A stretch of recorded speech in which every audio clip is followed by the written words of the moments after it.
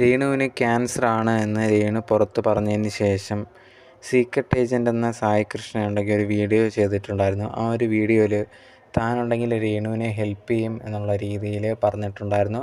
രേണുവിനെ പറ്റി കുറേയധികം വീഡിയോസ് ഈ ഒരു സീക്രട്ട് ഏജൻ്റ് എന്ന സായി കൃഷ്ണ ചെയ്തിട്ടുണ്ട്. അതുകൊണ്ട് തന്നെ അതിൽ നിന്ന് കിട്ടിയ പൈസ എല്ലാം ഈ ഒരു രേണുവിന് തന്നെ കൊടുക്കും എന്നുള്ളൊരു കാര്യം പറഞ്ഞിട്ടുണ്ടായിരുന്നു.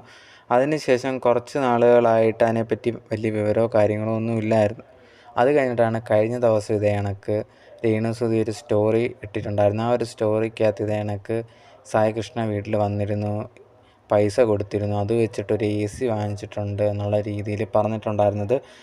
ഭയങ്കരമായിട്ട് കീമൊക്കെ ചെയ്ത് ഭയങ്കര ചൂടും കാര്യങ്ങളൊക്കെയാണ്. അപ്പം ഈ ഒരു AC വാങ്ങാൻ കാശ് കിട്ടിയത് വളരെ സന്തോഷമുണ്ട്, സായിക്കും കുടുംബത്തിനും നന്ദിയുണ്ട് എന്നുള്ള രീതിയിൽ രേണു ഒരു പോസ്റ്റ് ഇട്ടിട്ടുണ്ടായിരുന്നു.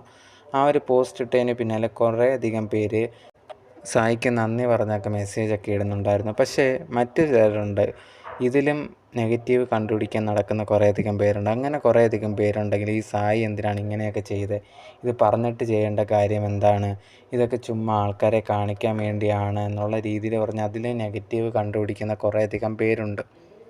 സായി തന്നെ ഒരു ഇൻ്റർവ്യൂവിൽ അതിന് ശേഷം പറഞ്ഞിട്ടുണ്ടായിരുന്നു, ഞാൻ ഇതൊക്കെ ചെയ്യുന്നത് ചുമ്മാ ആൾക്കാരെ കാണിക്കാൻ വേണ്ടിയൊന്നുമല്ല, പക്ഷെ എനിക്ക് കൊടുക്കണമെന്നുള്ളത് തോന്നിയത് കൊണ്ട്, എനിക്ക് സ്വന്തം ഇഷ്ടപ്രകാരം എനിക്ക് തോന്നിയതുകൊണ്ടാണ് കൊടുത്തത്, അല്ലാതെ ആരെയും കാണിക്കാൻ വേണ്ടിയല്ല എന്നും സായി പറഞ്ഞിട്ടുണ്ടായിരുന്നു.